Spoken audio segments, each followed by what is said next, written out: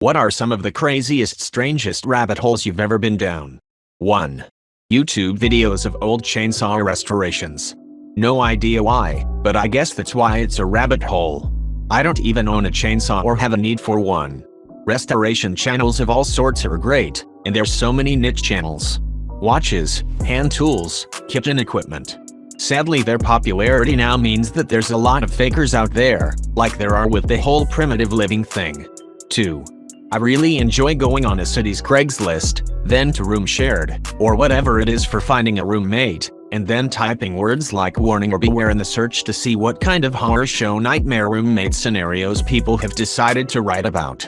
It usually some juicy headline like warning. Do not rent from this woman. She is a psycho.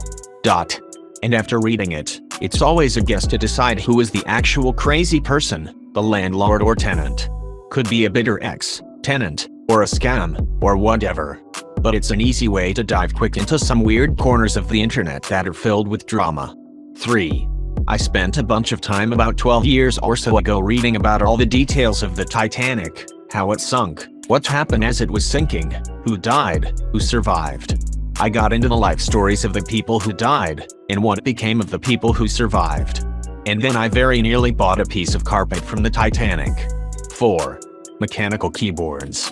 I wanted to buy one, so I started researching and watching videos of reviews. I went deeper and deeper, seeing special cables, obscure companies, the tons of switches, etc, etc. I stopped when a YouTuber I watched made a video asking her viewers and Discord users to stop bullying and harassing her for using some kind of switches or keycaps. I bought my keyboard and never went back to that crazy fandom. 5. Mega tsunamis. 1,000-foot walls of water moving at hundreds of mph. It happens more than you would think. The Azores-Gibraltar fault will cause one day. There's evidence they happened a few times in the Pacific. It doesn't take a meteor to happen. It could be an underwater landslide, Doggerland, or a large section of the volcanic island shearing off and falling into the ocean. Oahu. Doggerland is another rabbit hole that is worth Googling. 6. I worked in administration at an aviation academy for a few years and decided I'd start listening to aviation podcasts since I didn't know much about it. I came across a plane crash podcast that talks about crashes in history and how it improved the safety of flying. I was fascinated by it, and found myself gradually needing to know more and listening to more of the same type of podcasts, watching videos, and listening to black box recordings. It was eerie but interesting at the time. Now, I regret it tremendously because since then I've developed horrible anxiety when flying. 7. GeoGuessr, a web game that uses Google Street View. They drop you somewhere 100% random in the world, and by just walking around you have to figure out where you are and place a pin on the map to guess. You can just aim for what country you think you're in if you want, but I got ridiculously obsessed with getting it correct with pinpoint accuracy down to 1 meter. I would sometimes spend like 3-4 hours walking miles and miles around somewhere in the middle of nowhere, Africa or Taiwan or whatever, looking for enough clues for me to be able to figure it out. Oh, and it's worth noting this was at the very beginning of the pandemic when I first started working from home, so, yeah, abused it a little. 8. One time I hooked up with a guy who turned out to be a conspiracy theorist. He thought colloidal silver water could cure cancer and AIDS. I looked it up and it turns out all that stuff is pretty harmless, so I let him feed me silver water and electrocute me. It felt nice. I had a great time learning all about the origins of this particular conspiracy theory. The scientist who popularized it later tried to convince everyone that garlic and onions are a deadly poison and we should never eat them. At that point everyone stopped listening. I absolutely love the idea that people are willing to hook themselves up to batteries and eat metal, but they draw the line at giving up spaghetti sauce. 9. Just went down a rabbit hole about caving. While I personally possess absolutely no desire to contort my body through a hole in a rock and possibly get trapped and die, watching other people do it is exhilarating. It started when I stumbled onto a random short video of someone climbing through a tight hole in the ground and vanishing entirely. Then of course I needed to know more, so I advanced to a video about professional cave mappers who explain how they get in and out of caves. Now I've just learned all about a man named William Floyd Collins. He was a cave explorer from Kentucky, from a video on the Internet Historian's YT channel, and it was absolutely fascinating. Highly recommend. 10. Andre's Arctic Balloon Expedition. Dumb, Ass thought he could fly a balloon to the North Pole. They had cyanide capsules and all, in case they crashed and were about to freeze to death. Or get eaten by a polar bear during a 3-month night. He and his assistant somehow managed to do both. Plot twist, Andrea, the worst captain of all time, noticed the balloon was leaking the night before they were about to leave, pumped it up a bit, and said fuck it, that'll do. It did not do. 11. MK Ultra. Imagine how easy it would be to dismiss conspiracy theorists if there wasn't one that turned out to be true. Edit. I know there isn't just one that is a true story, I'm just leaving it to the one I'm replying to. That's actually why I don't outright dismiss a lot of them, but instead talk them through. It sounds pretty batshit crazy that a lab in China would release a virus that plagued the world, by accident or on purpose. It also sounds batshit crazy that the FDA would approve vaccines too quickly, specifically because they've been bribed by government officials and higher-ups at Pfizer to capitalize on what's going on in the world. But yeah, no. It was also pretty batshit crazy to suggest that the U.S. government was kidnapping homeless people to test the relations between LSD and mind control. It was also pretty batshit crazy to suggest that the majority of governments weren't tapping into our phones and laptops to listen to our conversations and peer into our lives. Basically, argue the specifics of a conspiracy. The government will fuck us over given the opportunity, but they're not gonna fuck themselves over the process. Chemtrails are a stupid idea because government officials are breathing the same air we are?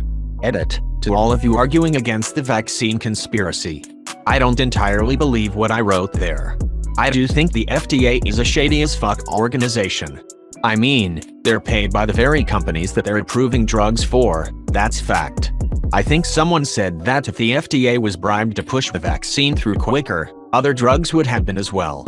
I think that's exactly the case. Research fentanyl and its new replacement it's quite a story. I'm not saying it's a widespread conspiracy that multiple governments are in on, but I do think there are a lot of individuals or small organizations that are taking advantage of what's happening. I don't know how true it is, but Trudeau is pretty pro-vaccine and my friend mentioned to me that he had a large amount of shares in Pfizer. I don't believe it outright as I haven't looked at Trudeau's Wealthsimple or Robinhood accounts, but if it did, I'd be referring to those kinds of instances. Widespread conspiracies are rare because not a lot of people can keep a secret, but multiple unrelated conspiracies taking advantage of the same things are more common. 12. What the lost city of Atlantis could be. It is quite fascinating. Also, there's a geological phenomenon that I am blanking on the name for where a whole chunk of time is missing from the stone layering. 13. Are fountain pens. You can grind your own pen nibs or pay a professional to do it for you. I never even considered just how personal everyone's pen preferences are until I looked at a nib customization form. The way you grip the pen, how high or low you hold it, what angle, do you rotate it, what direction does it point in relation to the page, how do you like the ink flow, do you like it glassy and smooth or with a bit of a feedback? I didn't know this before, but Western pen brands tend to be larger in their sizing, and better for people who hold their pen at a lower angle, and Japanese brands are the opposite.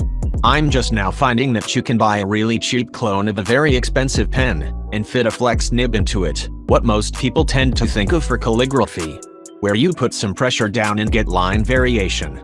Most fountain pens are like this, but everyone assumes that for some reason. There's just so much to learn about it.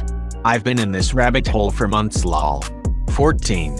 Went to a rabbit hole with the belief of reincarnation and what people have said in regards to their past lives. Most of the time, it was being someone of great importance in the past, like a king or queen or someone who's a historical figure, which made me even more skeptical. My question was and still is, why is it an important figure when it could be a poor farmer who had to give up their only son to go to war? Honestly, I debunk reincarnation if there isn't enough evidence for me to believe or if it sounds ridiculous, such as someone telling me that they're the reincarnation of Buddha, Jesus Christ, John Lennon or someone awful like Hitler. 15. I went down a flat earth rabbit hole on YouTube once. After watching Behind the Curve on Netflix, I started watching videos by some of the people featured in that film. I really want to believe these people are trolling. That's the only way any of it makes sense to me. 16. Gender reveal fails. Was looking up one involving a freaking alligator and just kept finding more. I was fascinated by all the floating mystery boxes that seem to always hit the mom to be in the head. The cringe when fathers get angry if it's a girl instead of a boy. You also know that it must have looked better in people's heads when they were thinking these ideas up. 17. The Mandela effect. I know it's highly possible that it's just false memories and such, but I'm open enough to believe in merging timelines.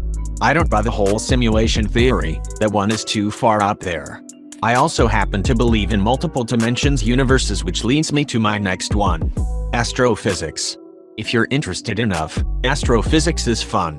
One hypothesis I love is the baby universe hypothesis, which, if you think about it, helps explain the Big Bang Theory.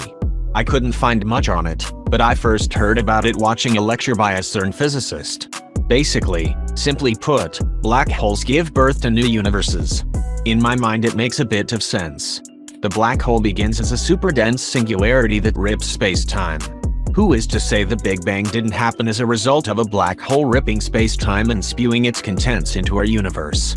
Quantum physics can be fun too, if you have the right type of curiosity.